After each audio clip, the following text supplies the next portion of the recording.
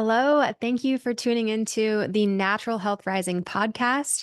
My name is Rachel Smith. I am a certified functional diagnostic nutrition practitioner, and I've helped hundreds of people naturally reverse symptoms of autoimmune diseases and other health challenges, from digestive issues to hormone imbalances. And in these weekly episodes, you're going to learn from myself and top health experts from around the world about functional medicine and holistic health tips to help you rise to your healthiest, happiest self. In today's episode, we will dive into human design and how utilizing human design can support better health, less stress, and a more aligned life. And if you have no clue what human design is, we will break that down today and get you started with some of the basics. And my guest and I were actually discussing her coming back sometime soon to dive deeper into some nuances like how to use human design to improve your nutrition and digestion. So, first, make sure you listen to this episode and get started with using this unique personality and self awareness tool.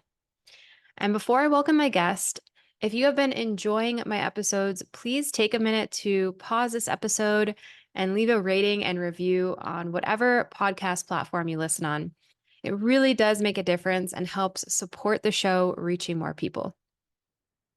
And my guest today is Astrid Hasty, who is a business and human design coach who blends her expertise in business, marketing, and personal development. With her human design embodiment workshops, coaching programs, and her podcast, Travel and Work with Human Design, she empowers fellow entrepreneurs with a holistic approach that intertwines health, mindset, inner work, and business strategies in the creation of a stress-free lifestyle. Welcome to the show, Astrid. Well, thank you. I'm so glad that we reconnected again, and so lovely to see you and hear you again. So great to be here. Yeah, I'm excited because we're going to talk about a little bit about human design today, which is something that I don't think a ton of people know a lot about, to be honest. I'm really into this type of stuff, of course, you know that. But I love to bring this different information to people, and we can kind of see how they can use this in their health and their life and different aspects of that. But I want to start off with you sharing just a little bit more for those of the people that don't know you about the time in your life where you were traveling a lot, I believe full time, and you wound up having some pretty major health challenges happen. And then along that journey, that's also when you discovered human design. So take us back to what happened with your life, with your health around that time. So my journey began in 2016, actually, when I was having a lot of stress. I was in the corporate world. I had a very good marketing job in the corporate publishing world, and I wasn't very happy in that sense. It was definitely a lot of the rat race, and I was stressed all the time. So, and of course, my body gave me all these signals like that I really needed to do something about that. So that kind of became my quest to have to eliminate stress. And in that journey, I actually became location independent because back in 2010, 2011, I did a world trip. And in that world trip, I was the most happy self. I had no stress whatsoever. And I just wanted to get back to that feeling of being in the flow and not experiencing all that pressure and stress anymore, and also feeling physically a lot better than I was in my corporate job. And in that journey, I became location independent. I did buy a house just before I left because I did had like nesting fever when I got back from my world trip. So I figured, okay, if I do have a place to stay in the Netherlands, it's quite hard to find a house. It's a very tight housing market.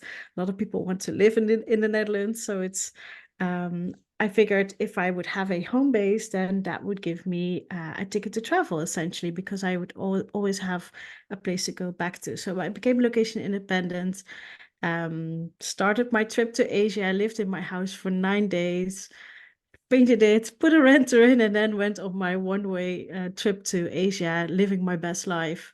And all the stress fell away. I really had to de-work in that sense. Yeah, let all the stuff from work go and start up my own company in the meantime as well. But what happened afterwards when I got like five months into my journey is that I actually came home and I felt a little bit of a strange pain that I've never experienced something like that. I couldn't recognize it. I didn't know what it was. And I just kind of ignored it because I was like, okay, we'll just, do whatever and then it will go away. My body will resolve itself. And then actually that became worse and worse and worse, but I couldn't put my finger on it, what it was exactly. And then I was 5 days before Nomad Cruise 2019, super excited to go to South America for my 5-month trip because my philosophy was, okay, I'm just going to skip the winters, 6 months of travel and 6 months of being at home in the Netherlands. So I was planning for my trip, and my physical therapist said, okay, maybe your back is not completely straight. Let's fix that and get some soles in your shoes, and then take that with you to South America. So that's what I did. And then I walked in it for like 1 hour. And then the next day, I actually couldn't physically get out of my bed anymore.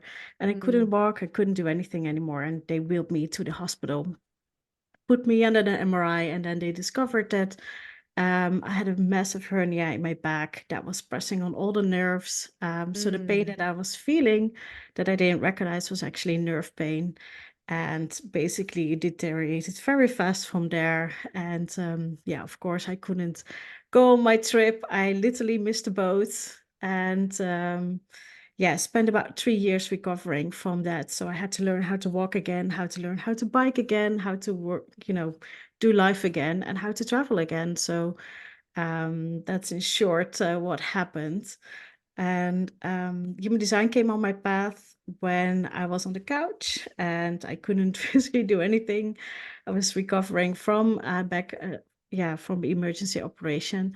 And then they said, "Oh, it's about energy." I heard it in a podcast and was like, "I need a little bit more energy right now, please, because I Uh-huh. don't go do anything, right?" Even going to the supermarket, it was something that was out of reach for me at that point of time.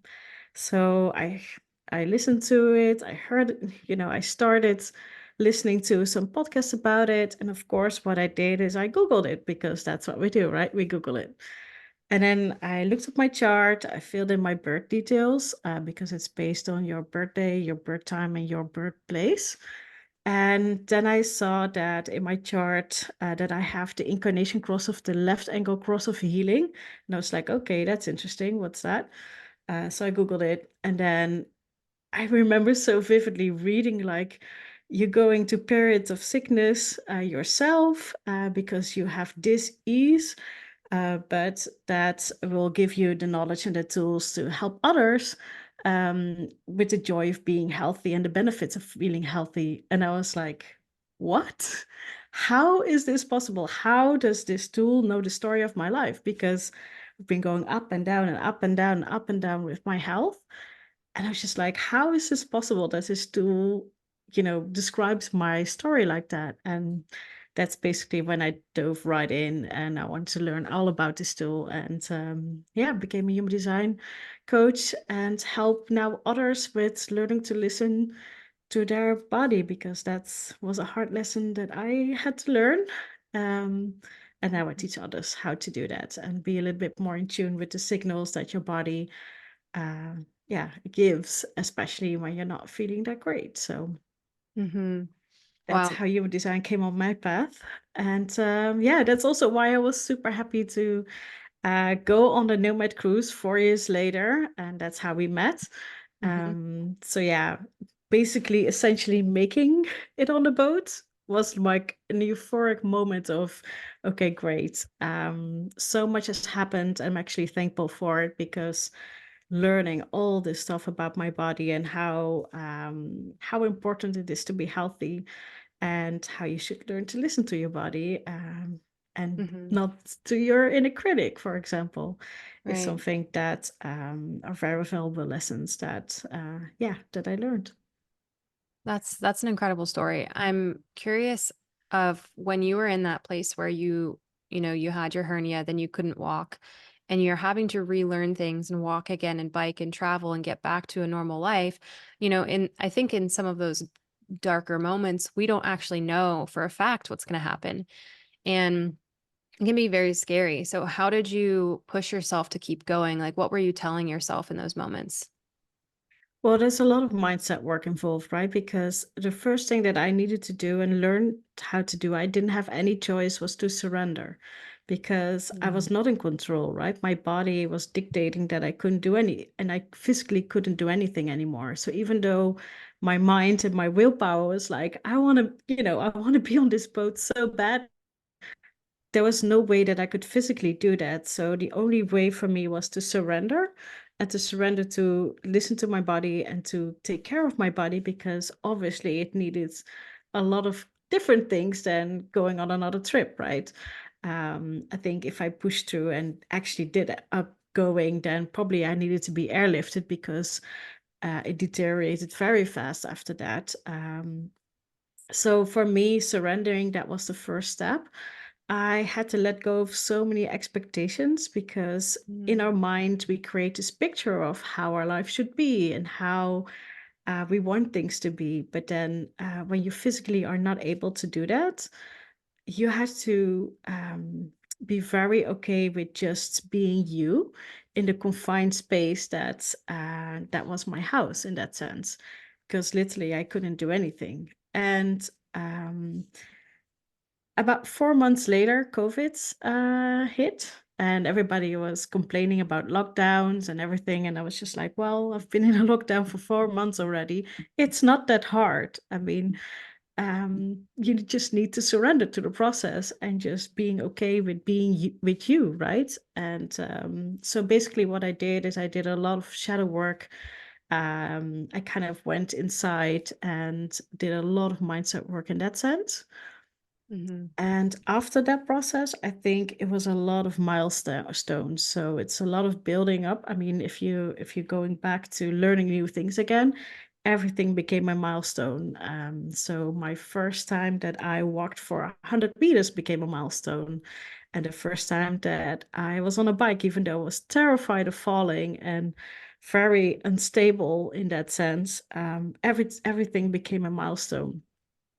Hmm. And I think travel was something that was added a little bit later to that list, because my heart as a digital nomad, like travel has been so important for me. But then again, the biggest fear I had was the fear of falling, because, oh my God, what happens if with your back, if you fall? And the second one was, what if I'm alone in a different country when there's nobody around me? And I go through my back again and I can't move. What do I do? And the funny thing is that actually those two things happened. I did my first stress trip and that went well. I didn't even know if I could be in an airplane anymore because of all the turbulence and the pain that I still had. And that went actually well. I climbed a mountain in that trip. That was a trip to Jordan. And that's when I realized, like, oh, I can do so much more than I thought I Mm. could.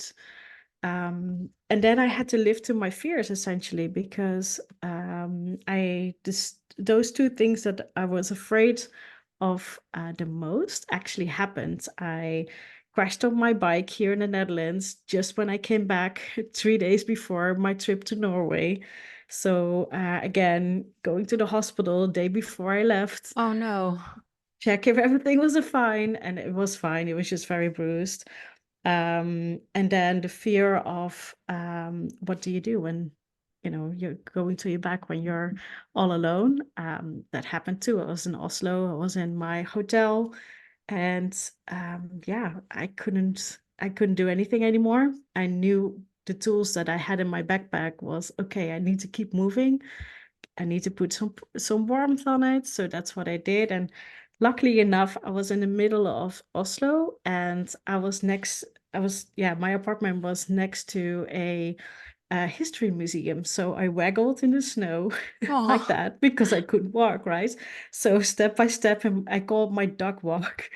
I duck walked to the museum, and basically I spent 5 hours seeing every display of that museum because it's the best way to keep your mind off things, and b nobody noticed that you can't walk if you're in a museum and you're just paying very much attention to the things that are inside all the displays. And after 5 hours of waggling, actually, it was fine enough that I could, get some food and some rest. And then the next day it was fine again. And Mm. when I lived to those fears and those fears were no longer there, then basically the floodgates opened like, okay, I can do anything again. Mm. Apple's back on the menu, and I'm not afraid anymore. So yeah, I think to recap the very long answer, surrender, mindset work, a lot of inner work and shadow work, um, having milestones, and then basically living to your fears. Because once you live to your fears, you realize that it's actually not that scary anymore. And then yeah, that's kind of that was in hindsight my process. Mhm. But yeah, it does something to you for sure. Oh my gosh, I love everything you just said so much because I think a lot of people listening to this podcast need to hear that. Like even myself, you know a little bit of my story and me having chronic health problems, and I work with a lot of people who also have chronic health issues, and it is something I see come up where people have expectations of things being perfect again or something, and then they get frustrated if, they're not 100% better within a certain time frame or things like that, or maybe limiting themselves with their minds.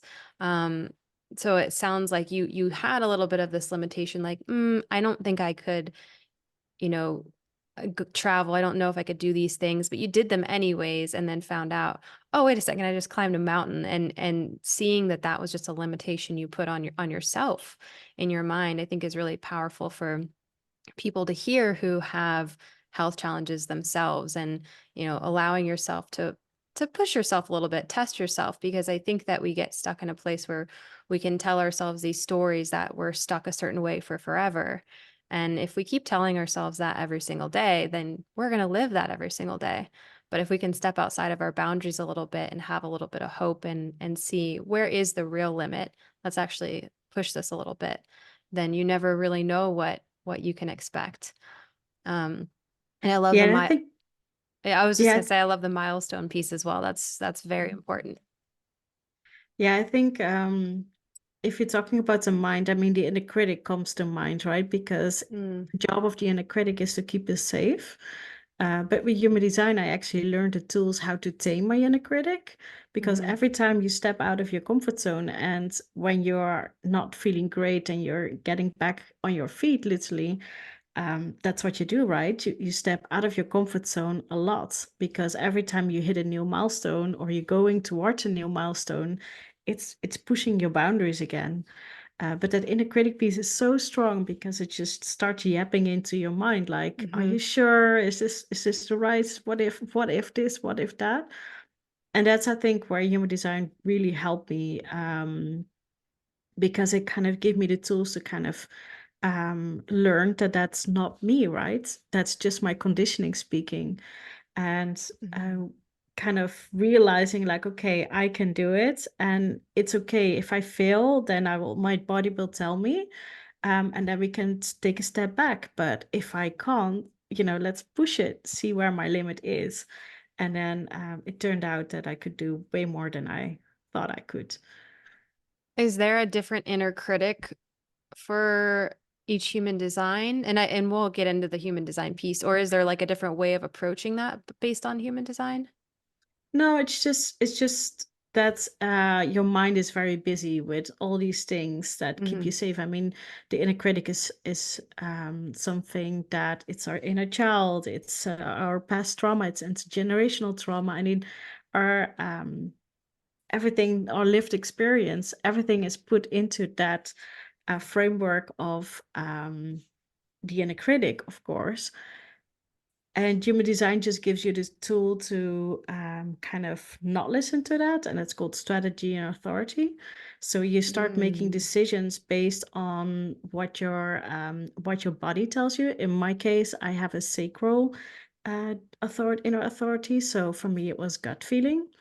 And so my mind would yap about, are you sure? Is this the right thing? Are you sure to book another ticket? And my gut feeling was like, no, do it. It's going to be okay. And that's kind of when you start to learn to lean into trusting your inner voice and trusting your gut in that sense, and trusting your inner authority. That's Mhm. kind of when your mind becomes way, way quieter, because basically you just bypass the mind in making decisions, and that allows it to just kind of become silent. And now it's quite super quiet in my head right now. And every Mm. time that inner voice that inner dialogue is getting active and more agitated, I do have the tools to kind of dim it down a little bit. And that's kind of how I keep pushing and keep stepping out of the comfort zone, especially in that phase of getting back on my feet, for sure.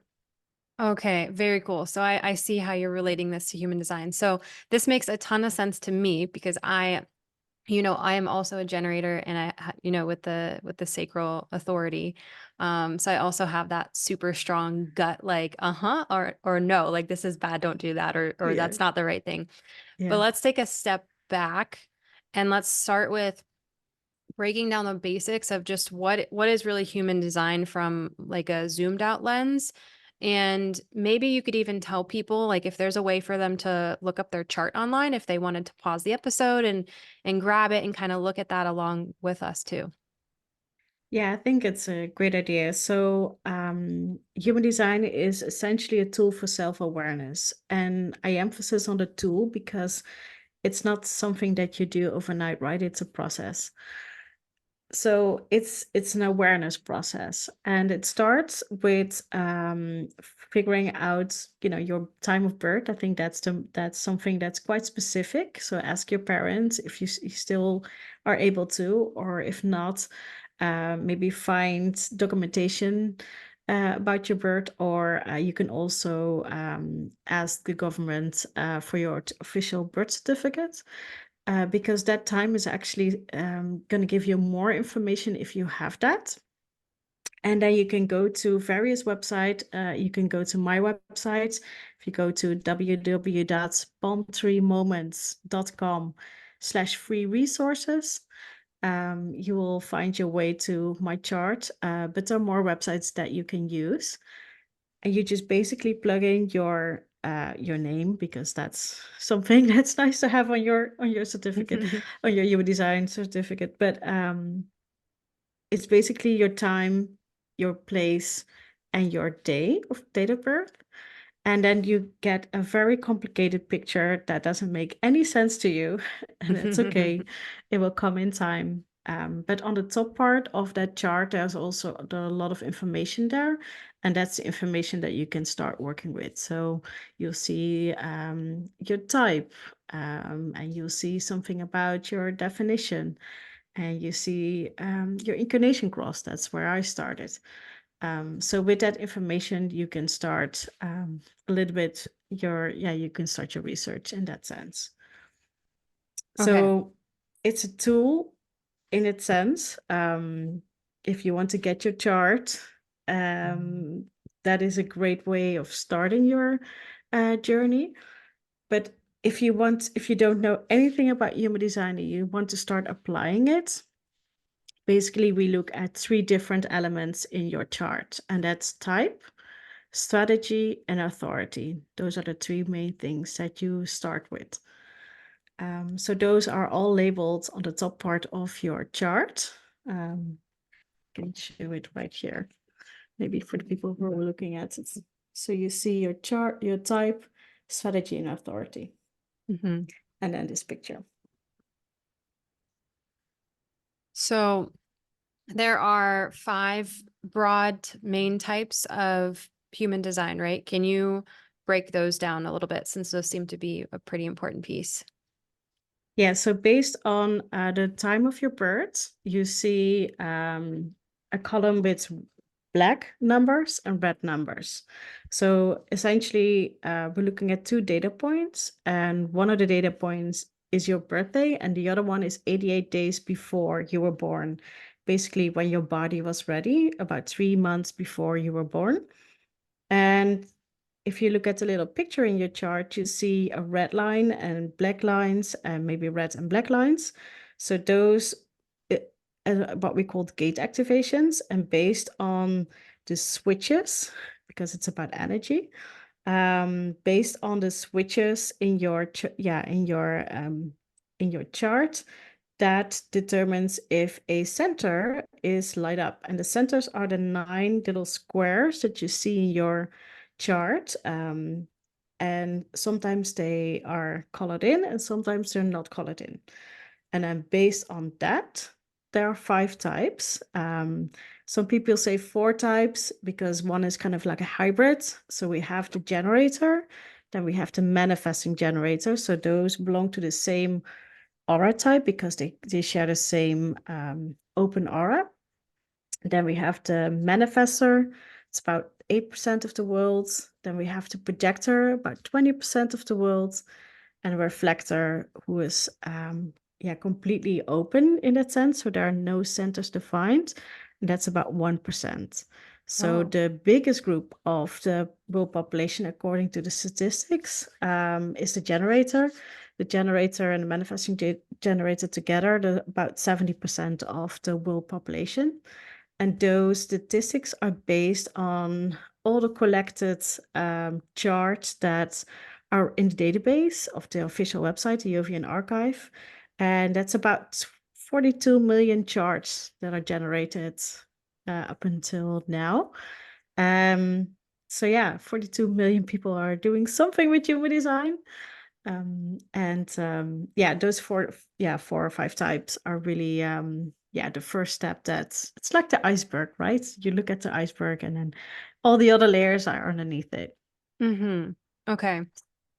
So, and maybe like the strategy and authority and type have something to do with this next question, but I want to know, since we talk about health obviously a lot on this podcast, how can someone use their human design to improve their health? So human design can be used in different way, but the main thing, because it's about energy, right? It's if you would eliminate basically the barriers to resistance, that takes away like the friction, and then the energy can flow again, because that's the whole point of human design, right? Is to just not fight against it, but just work with it, work with your energy, so you can actually remove those barriers and have more flow in your life and experience less stress in that sense, because we're trying to be something that we're not, because we learned in school and we learned by our parents that we should behave a certain way, because human design is all about our subconscious behavior, whereas we have learned in our environment and society and all the unwritten rules of society that we should do life this way and we should do life this way. But that doesn't mean that that's necessarily very healthy for you, because for example, if you take the energy and the type of the manifestor, they're not here to work all day long, right? They're here Mm. to work in urges. The projector as well and the reflector as well. So we have a whole, like 30% of our population is not meant to be a workhorse like the generators and the manifesting generators are. However, our society is very much conditioned, like you need to work 8 hours and you need to do this and have that, go, go, go mentality and initiate. And that's definitely not something that human design promotes. It's all about, okay, what does your energy look like, and how you can work with that. So Mm-hmm. I think when you relate it back to stress, I think the first parallel is to health. It's the first parallel stress, actually. So how can you eliminate stress by removing those barriers? That's kind of the basic, the first thing. There are a lot of more ways concerning health. There's a very deep layer that's all about digestion, for example. Mm. How you take in energy. and information, but also how you take in food, for example. So there's a whole section in human design that's called the primary health system, and that dives really deep into nurture how to nurture um, your body in that sense. But yeah, for the first step is type for sure. Okay, so just to clarify some things, so most people are generators, and generators, as you call them, like the workhorses. I'm a generator, you're a generator, right? So Yes. we like essentially have the life force and energy to really like work really hard on something that we love. I think that's also the important piece, right? Is like it should be something we want to do, we're aligned with, and that feels good to us. And we might not need to take a lot of breaks and naps and all these things, but a lot of the other population who's not, so there's four other types. You're saying that those four other types out there don't act like shouldn't actually be like that, and this can create extra stress on these people, and it's less aligned, and therefore it could cause more stress, more health issues, and so on. Is that did I explain that correctly? Yeah, so Okay. indeed. So when we're looking at these types, you can use the metaphor as a vehicle, for example, right? Because our body is kind of the vehicle for our soul, right? Somebody said, it's a spaceship for our soul. And I kind of like that idea. But when you talk about the types and use a metaphor of the vehicle, the generator would be a diesel train. So a diesel train is something that it needs a little bit time to get started, but once it's going, it's very consistent, right? Um, Kind of the downside from being a diesel train is that you can't really pivot very well because you need time to kind of come to a full stop before you can change your course. Whereas the manifesting generator is a Formula One race car. I mean, it has enormous power and can pivot really fast, but it also needs a lot of rest because between the races, there's a 2 week rest period. So it's like go and Mm. rest and go and rest. And then we have the projector who I always say it's the carriage. I mean, they have the workhorses in front of them because they have so many cool qualities that they have so much wisdom and they have kind of like an X-ray vision. They have a Mm. very efficient way of looking at people and processes but they have no energy to do it all, right? Even though society tells them to be like a workhorse, like a generator, because that's what we're conditioned to. And then we have the manifestor who's like, it's like a bullet train, right? It's just so fast. And the reflector is a sailing boat. It just flows. So what happens when you put one of those vehicles in a different category? For example, what happens if you put a sailing boat on a railroad track? It's not going to work very well. If you put Mhm. a Formula One car in the ocean, it just doesn't really function that well. So when Mhm. you start to learn to listen to more to, okay, what do I need? What is indeed the strategy and authority? And I will come back to that later. When you start applying those things in your life, then you actually notice that things are beginning to feel a little bit more aligned. And that's always a term that it's not very practical, but it just feels more like things are flowing. And it just, you can't really explain why something feels a little bit better, but for some reason, things get a little bit easier in life. And that's kind of one of the benefits. So yeah, Mhm. that's something that can be useful to kind of picture like, okay, what are those types and what do they do for me? Right. Just try. And it sounded like you could provide more information if we get a little bit into like the strategy and authority. Do you want to explain those a little bit more? Sure. Yeah. So when you're talking about strategy, so every type has a strategy attached to it. That's kind of like something that is connected to that type. So when you're looking at your type in your chart and you look at type, the third line you see the strategy. So for example, for the generator, it's to waiting to respond. So the generators, they act from their sacral response.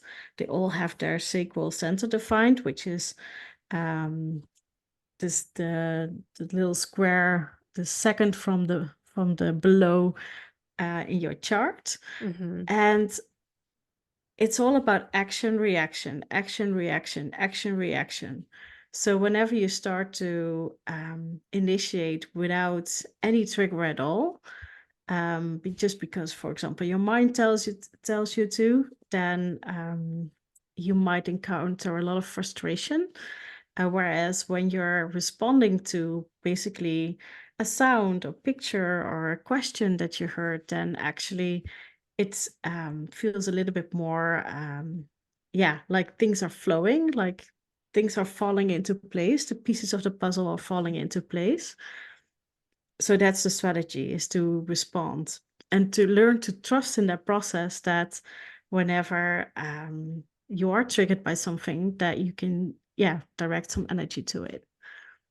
Let's use a quick example for that one specifically. And we'll try and relate it back to health. So let's say like someone's a generator and they're like, I'm trying to get healthy right now. And I know I should work out, but I don't like working out. And they're trying to decide like, do I go to the gym and lift weights because that's what everybody's doing, or do I go do yoga? And they have these options and they're like, how do they tune in and what does that look like for them to make a decision and move forward and actually take that action? Well, I think we're responding to everything all the time, right? Hmm. But it's a lot about intrinsic motivation in that sense. When your mind tells you, I need to go work out because that's something that I should be doing, Mm. it's usually not the best way, because um, that's basically your conditioning talking, right? Whereas you hear a bachata song on the radio and you start dancing and are doing kind of a workout in that sense, that's like you're responding to the music, and therefore you might just get an idea, oh, maybe I should work out because, I'm in my flow now. Oh, let's go to the gym anyway. That's a completely Um, different way of starting to do something healthy because you felt like you wanted it, versus thinking that you should do it. So basically, whenever you hear yourself, I should be doing this, you can actually maybe pause and think, is it really what I want to do right now? Does my body have the energy for it? Um, do I feel called for it? Or do I feel a little spark? Is it a yes to go to the gym? Or maybe it's something completely different, like dancing on a fun song or something like that. Does that hmm help you? No, that's great. That's amazing. And I think it could even be like, I love the idea of feeling like you're already in flow to go do something, or even having that example of listening to a song and you dancing a little bit and having fun as a sign that, oh, maybe I go take a dance class instead of going to the gym, or something along those lines, and paying attention to what you actually enjoy in that way, like you said, Yeah. versus what you think you should be doing. Yeah. Another great tool, and again, I'm linking this already to authority without explaining it, me Hmm. explaining it. So, um, a difference between a generator and a manifesting generator in that sense is that with it, we both like yes no questions. So basically train everybody around you to ask you yes no questions. So somebody could ask you, hey, do you want to work out today? And then you could get a response like it's a yes, and you feel like a little spark of energy, or it's just like there's nothing, right? It's just like silent. So that's a good way, and that works for a generator. But for a manifesting generator, you actually kind of need to put on your jacket and put on your shoes and walk out of the door. And then once you walk out of the door, you kind of like you're into that process, and then you can make a decision. Okay, do I really want to Ah. go, or no, I don't want to go. It's not for me today. Maybe I should do something else. So they kind of need to dip their toe in the water to kind of make that full decision, whereas generators can make a mental decision based on their gut reaction just by hearing the question, hey, do you want to work out, for example. Hmm. That's so That's the difference. interesting. And what would projectors be, since that's like one of the next most common ones? Yeah, so let me explain a little bit about the authority, the decision-making process, Okay. because then we can see which one is relevant for which one. Okay. So the most common is emotional decision-making. About 50% of all people have that yeah, solar plexus defined, and because they have that solar plexus defined, they have an emotional inner authority, so they need to feel it out, so they need to make decisions based on how their emotional state is. The issue is that they are never completely sure, so for really important decisions they should just make a decision, because otherwise you can't make a decision. But yeah, to get as much time for making decisions is really something that's beneficial to them. If you have a question, let's go work out or not, yeah, that's maybe not a life-changing decision, right, on a daily basis. So that is something that, if you feel like, okay, I feel like going and I am triggered, I got the response, let's go, just go with that. Then we have the sacral authority. So that's the gut feeling. The gut feeling is really triggered by yes, no questions. We already talked a little bit about that. So basically, ask everybody around you to ask you yes, no questions, and your life will become a little bit more easier. Um, Projectors really love open ended questions. So that's a very different way of working than a generator, of course. And they rely a little bit more on intuition. So they have they have a knowing if they need to do something or not. So there's this tiny little voice in their head that might say, okay, go do this, or go left, or go right. It's a very tiny voice, and it only repeats itself once because it's always happening in the moment. We Mm. learned that our mind is overruling that tiny little voice because, yeah, that's our conditioning, right? So, but that intuition, if you have that, so not everybody has intuition as their inner authority, but if you do have that, learning to trust that little voice, that is going to help you a lot.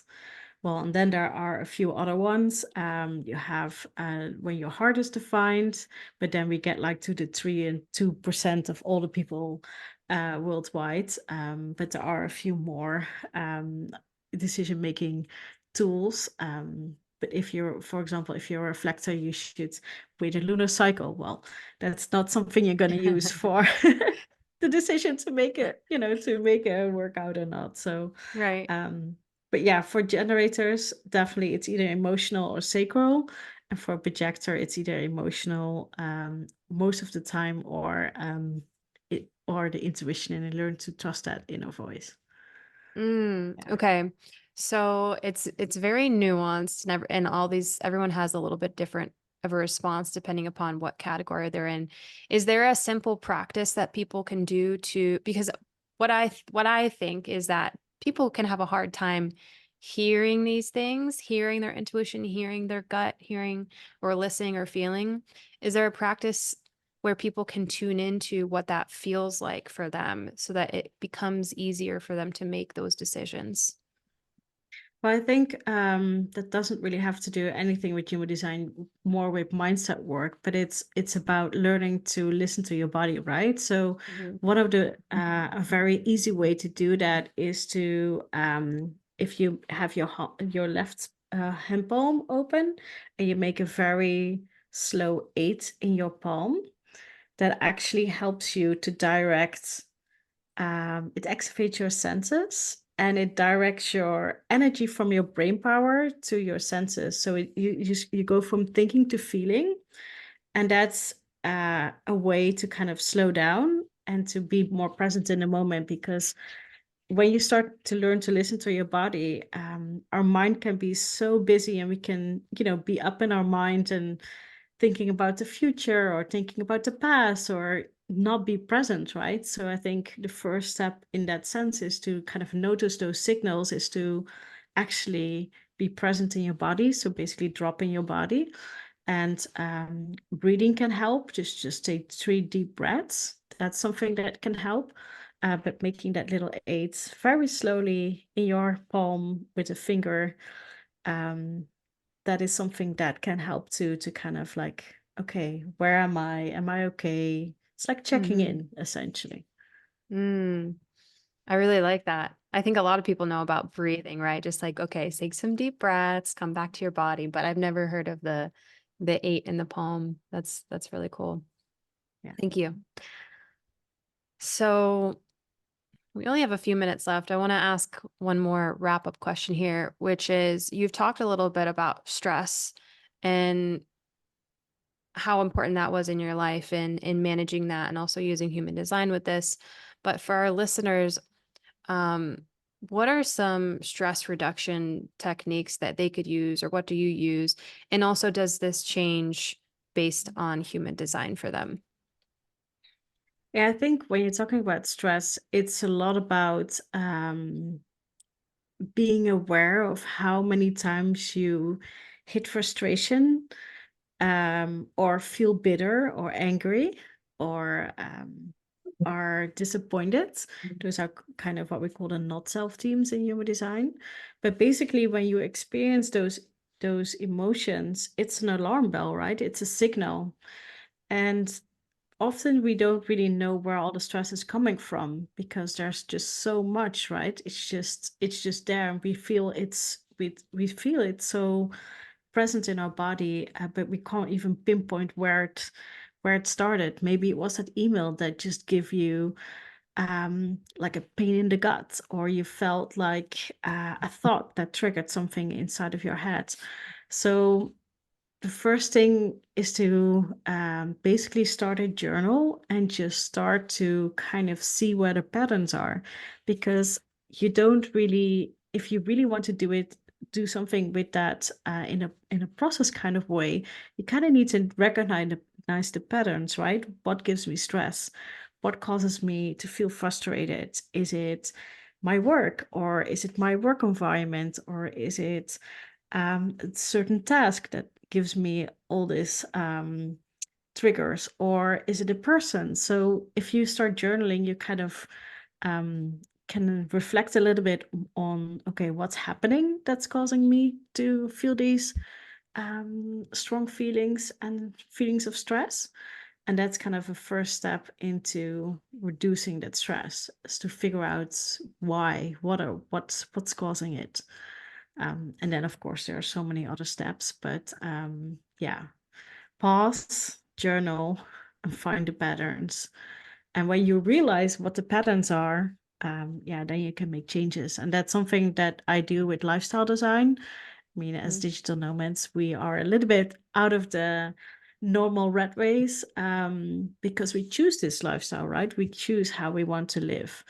Mhm. But even if you're in a 9 to 5 situation, you can still have a lot of um, choices about, okay, what do I want and how can I make that happen, right? So it's not, we still have control. It's just time to take that control back of our time.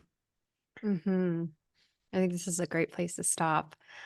Are you open to doing a quick speed round with some questions that are just kind of like fun, not Yes. necessarily human design or health related? Yes. Okay. All right. If you could have any superpower, what would it be? Oh, I would talk to animals. Oh, I haven't heard that one. I love that. What animal would you want to talk to the most? Well, I have 3 cats at my house, so I definitely want to communicate with them. But I think Uh-huh. it would be so fun to hear what animals have to say about us humans running around. hmm What's your favorite hobby? Bachata dancing, for sure. Ooh, okay. I love West Coast swing, but it's a little bit harder to find traveling, I've noticed. So I think I might have to try some bachata while I'm here in Colombia. Nice. If you could travel anywhere in the world right now, where would you go? Oh, there's so many places. It's so hard to choose. Well, Japan is definitely on the list. Sri Lanka is also on the list. Colombia, I really hmm want to go to Colombia as well. Mexico, I mean, oh man, there's so many places. hmm What's the best purchase you made in the last year that cost you under $100? Ooh, I'm very conscious about my spending habits. But I bought a pillow that is heating you with, I don't even know what is the technique behind it, but it's like a heated pillow. I think it's with infrared solution. Mm-hmm. And that is something that's very cozy to have. So I Mm-hmm. think that's my most cozy purchase of this. It's called a stove here in the Netherlands. Um, Okay. but yeah, a heated pillow. That sounds nice. All right, last question. If you could leave the listeners with one tip that they could implement this week to help them live a healthier, happier life, what would that be? Well, look up your chart for sure. Um, to go and take a walk when it's sunny outside, to have at least 15 minutes of sun every day, and to start a journaling practice. Mm-hmm. I love that. Well, thank you so much. Do you want to share where people can find you, where they can learn more, work with you, and also, learn more about human design as well? Yeah, so my company is called Palm Tree Moments because every time I see a palm tree, I have no stress. And I think we all need less stress. So we all need a little bit more palm tree moments. So you can find me at on Instagram at palmtree.moments or on my website www.palmtreemoments.com. And yeah, I you can find all the information on my website. I have a coaching program that I do, and I am also hosting some embodiment workshops here and there. So perhaps see you somewhere around the world. But I think, yeah, there are so many great resources about human design. So take it slow. It can be a little bit overwhelming when you start. So in the end, it's about embodiment. But yeah, there's a lot of great resources. And if you want to know more, just send me a DM and I will give you some resources where you can start. Awesome. And we'll put all the links to everything in the show notes too. Thank you so much for being on the show, Astrid. Well, it was really great talking to you. And yeah, good luck with everything that you do and hope to see you soon somewhere. Yeah, thank you so much. Thank you so much for watching this video. Don't forget to like this video and comment, letting me know what you enjoyed and what you want to see more of. Also, please subscribe and hit the notification bell so that you get alerts when new content is coming out and you don't miss any videos. And just a quick reminder that this information is for educational and entertainment purposes only. It is not intended to diagnose, treat, or cure any illness or medical condition. Please consult with a qualified healthcare professional before making any changes to your diet, exercise routine, supplements, or medical treatment. If you're looking for a functional medicine practitioner, please reach out to me. And thank you again for watching, and keep striving to become your healthiest, happiest self.